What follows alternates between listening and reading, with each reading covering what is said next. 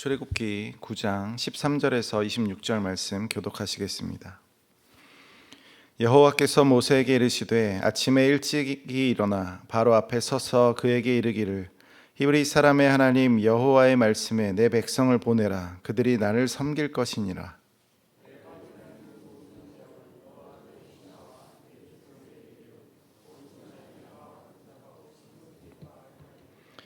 내가 손을 펴서 돌림병으로 너와 내 백성을 쳤더라면 내가 세상에서 끊어졌을 것이나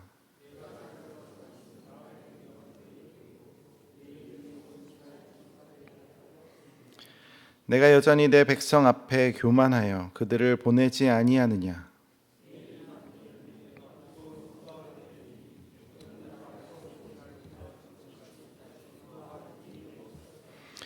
이제 사람을 보내어 내 가축과 내 들에 있는 것을 다 모으라. 사람이나 짐승이나 무릇 들에 있어서 집에 돌아오지 않는 것들에게는 우박이 그 위에 내리리니 그것들이 죽으리라 하셨다 하라 하시니라.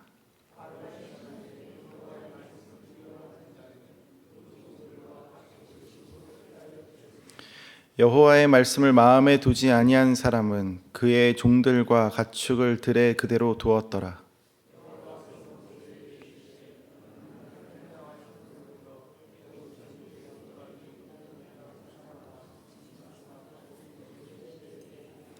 모세가 하늘을 향하여 지팡이를 들매 여호와께서 우레소리와 우박을 보내시고 불을 내려 땅에 달리게 하시니라.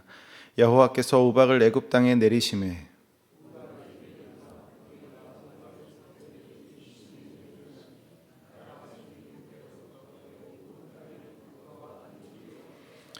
우박이 애굽 온 땅에서 사람과 짐승을 막론하고 밭에 있는 모든 것을 쳤으며 우박이 또 밭의 모든 채소를 치고 들의 모든 나무를 꺾었으되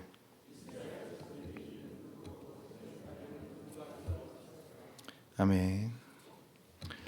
오늘 본문은 애굽에 내려진 10가지 재앙 중 7번째 재앙인 우박에 대한 내용입니다. 먼저 13절에서 여호와께서는 모세에게 아침 일찍 일어나 바로 앞에 가라고 말씀하십니다. 그리고 히브리 사람의 하나님 여호와의 말씀을 전하라고 하시죠. 아침 일찍이 바로 앞에 가서 하나님의 말씀을 전하라고 하신 것은 18절에서 내일 이맘때에 우박을 내리신다고 말씀하는 것을 생각해 볼 때 애굽에 내려진 우박은 아침 일찍부터 실행될 것입니다. 하나님의 일하심에는 지체하심이 없고 하나님께서 말씀하신 대로 재앙은 하나님이 말씀하신 때에 발생하게 됩니다. 하나님은 모세를 통해서 바로에게 이스라엘 백성이 나를 섬길 수 있도록 나의 백성을 보내라고 말씀하십니다. 바로에게 요구되는 것은 단 한 가지죠. 하나님의 백성을 하나님의 뜻대로 할 수 있도록 내버려 두는 일입니다. 14절에서 하나님께서 이번에는 모든 재앙을 바로와 바로의 신하와 백성에게 내려서 온 천하에 하나님과 같은 자가 없다는 것을 드러내신다라고 말씀하십니다. 이 말씀에서 생각할 것은 먼저 재앙의 범위입니다. 단순히 하나님께서는 애굽 땅에 우박의 재앙을 내리신다 말씀하시지 않으시고 재앙의 범위를 정확하게 말씀하십니다. 애굽 땅이 아니라 바로와 그 신하와 백성들에게 내리신다라고 말씀하시죠. 25절에서 애굽 온 땅에 사람과 짐승 가릴 것 없이 우박이 내리지만 26절에서는 이스라엘 자손이 있는 곳 고센 땅에는 우박이 없었다라고 말씀하고 있죠. 그러니까 이 재앙의 범위는 분명합니다. 단순히 애굽 온 땅을 향하여가 아니라 하나님께서 분명히 그 재앙은 애굽에 속한 자들을 향하여 내려진다. 또 14절에서는 하나님께서 내리신 우박 재앙의 목적을 생각해 볼 수 있습니다. 하나님께서 재앙을 내리시는 것은 단순히 애굽을 향한 진노와 심판을 행하시는 것이 아닙니다. 하나님은 분명한 목적을 가지고 계시죠.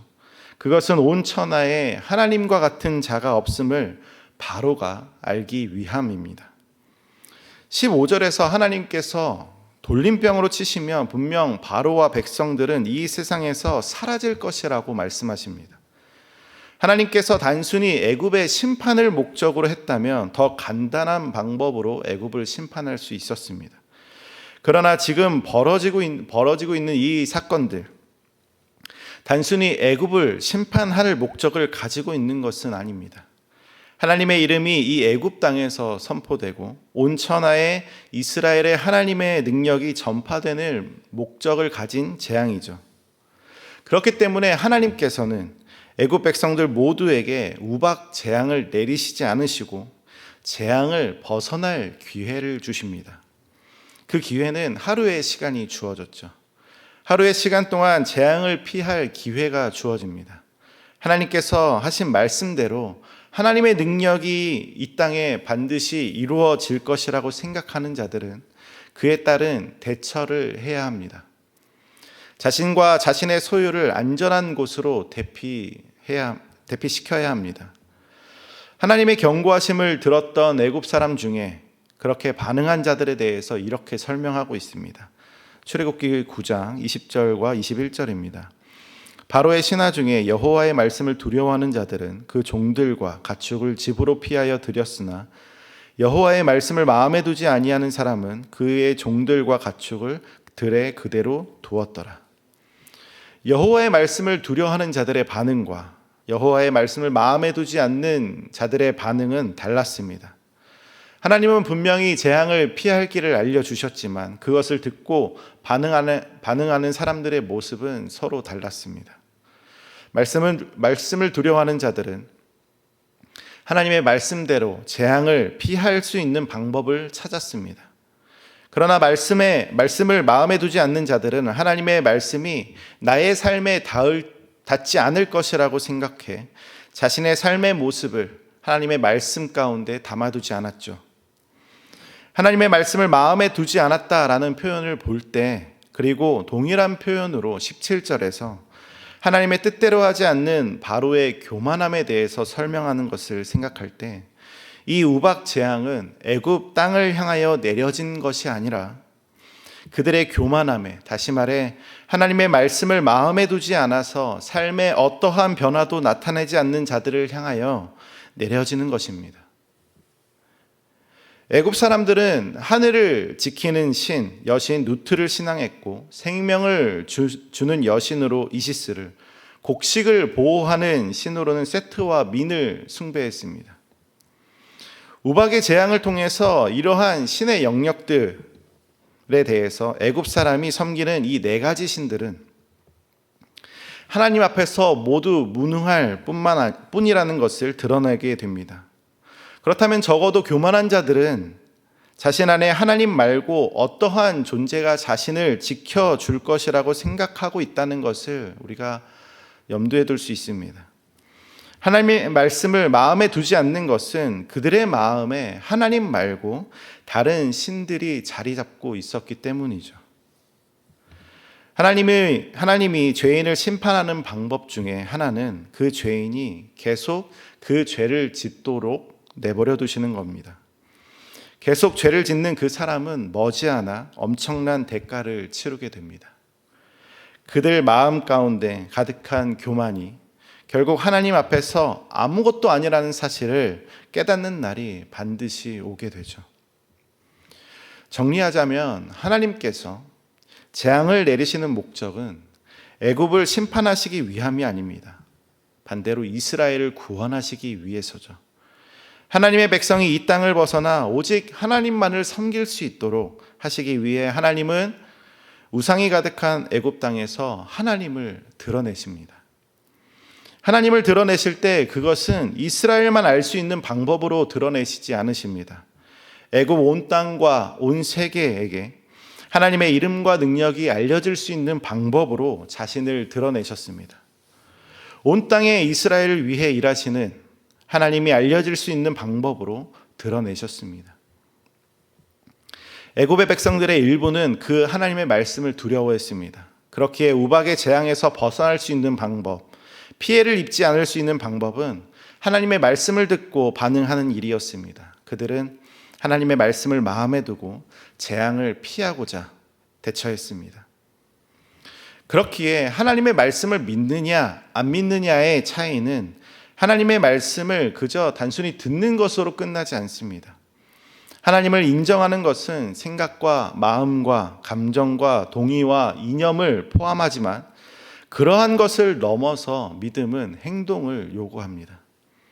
하나님의 말씀을 마음에 두면 단지 생각의 변화뿐만이 아니라 마음의 변화뿐만이 아니라 삶의 모습이 달라져야 합니다.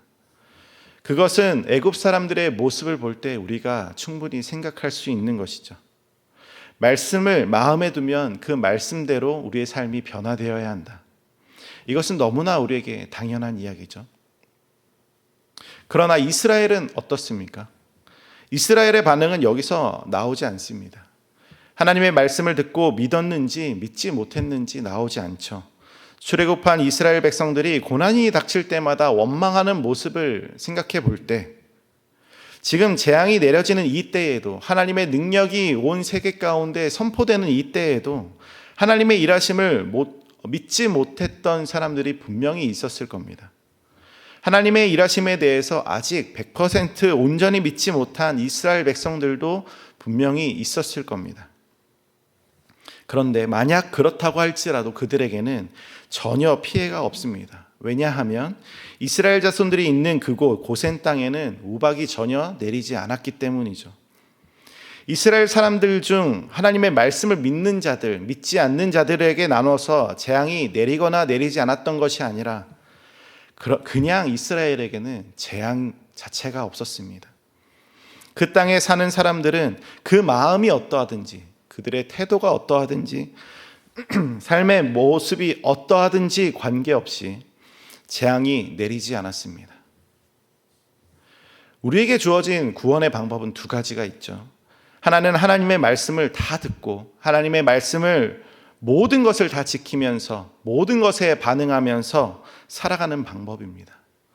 그리고 또 하나는 하나님의 언약 안에 들어가는 방법입니다. 같은 애굽 땅에서 우박을 피할 수 있었던 것은 이스라엘 백성들이 잘해서가 아닙니다.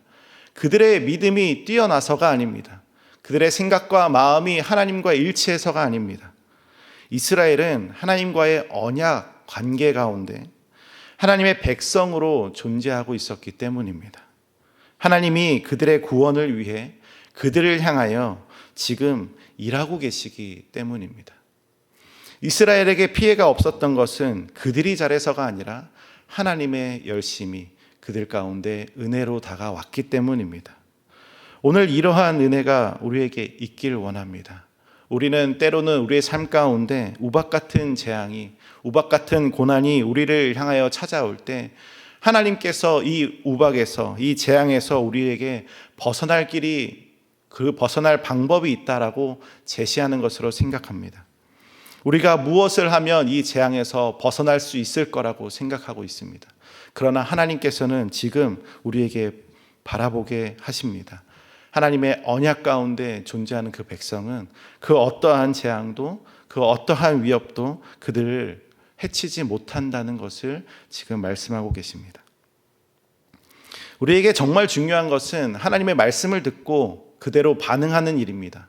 그러나 그보다도 더 중요한 것은 우리가 하나님의 언약 관계 가운데 하나님의 백성으로, 하나님의 자녀로 존재하고 있는가입니다.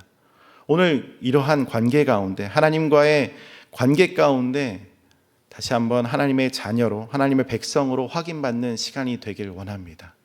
우리에게 그러한 하나님의 자녀가 되는 은혜를 허락해 주시는 하나님의 일하심을 바라보고 하나님의 역사 가운데 그분을 신뢰하고 믿고 따라가는 저와 여러분들 되길 간절히 소망합니다. 함께 기도하겠습니다. 하나님 아버지, 우리를 위해서 일하시고 계시는 하나님을 바라보길 원합니다. 우리를 향하여 닥쳐진 고난과 힘듦은 우리에게 벌어지는 재앙이 아니라 오직 우리를 향하여 일하고 계시는 하나님의 놀라운 능력임을 고백하게 하여 주시옵소서. 하나님의 위대하심이 이 땅 가운데서 선포될 때에 동시에 우리도 하나님의 백성임이 이 온 세상 가운데 선포됨을 다시 한번 생각하면서 하나님의 놀라운 은혜가 어떠한 재앙도 우리에게 위협되지 못한다는 사실을 확인시켜주는 것처럼 하나님의 그 놀라운 사랑이 오늘 우리를 향해 일하고 계신다는 것처럼 지금 이 시간 오늘 우리의 삶 가운데 일하시는 하나님의 놀라운 은혜와 사랑을 경험하게 하여 주시옵소서. 주님 앞에 기도하는 시간, 하나님의 자녀임을 다시 한번 확인받게 하여 주시고 다시 한번 주님의 뜻 가운데 하나님의 일하심으로 살아낼 수 있는 오늘 하루가 될 수 있도록 주님 역사하여 주시옵소서. 감사드리며 예수님의 이름으로 기도드립니다. 아멘.